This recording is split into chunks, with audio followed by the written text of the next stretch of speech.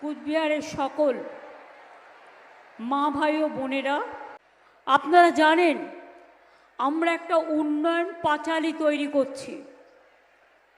15 বছর এখনো হয়নি, 14.5 বছর হয়েছে। ক্ষমতা আসার পর 1 বছর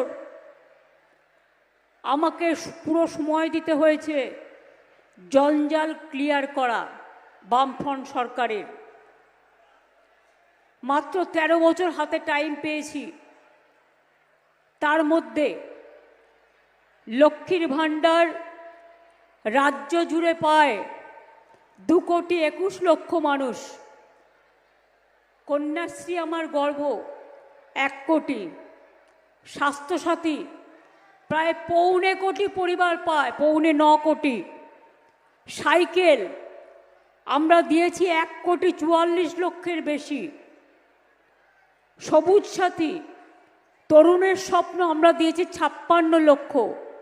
ক্লাস 9-এ উঠলে সাইকেল, আর ক্লাস 11-এ উঠলে এখন দেয়া হচ্ছে স্মার্টফোন বিনা পয়সায়। এমনকি আশার মেয়েরা, ICDS-এর মেয়েরা যারা সর্বক্ষণ কাজ করে জীবন পাত করে, তাদেরকেও আমরা তাদের অ্যাকাউন্টে 10,000 টাকা করে দিচ্ছি, যাতে তারা একটা করে স্মার্টফোন কিনে নিতে পারে। এটা আমি বিজেপির মতো ভোট কিনি না, টাকা দিয়ে ভোট কিনি না, ভালোবাসা দিয়ে কিনি। তাই মনে রাখবেন, যা দেবার আমরা আগেই দিই।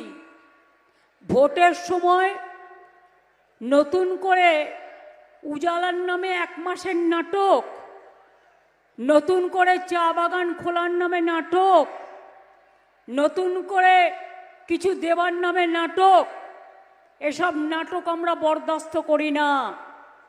আপনারা ইলেকশনের আগে বিহারে কি করলেন লোক দেখিয়ে? যাদের বাড়িতে একটা মোটর সাইকেল আছে পাবে না, যাদের বাড়িতে একটা টেলিভিশন আছে পাবে না, যাদের বাড়িতে একটা ফোন আছে পাবে না। বলতে পারেন এরকম কত বাড়ি আছে? মাত্র কিছু লোককে, কিছু মা বোনেদের একবার 10,000 দিয়েছে, দিয়ে ভোট কিনেছে।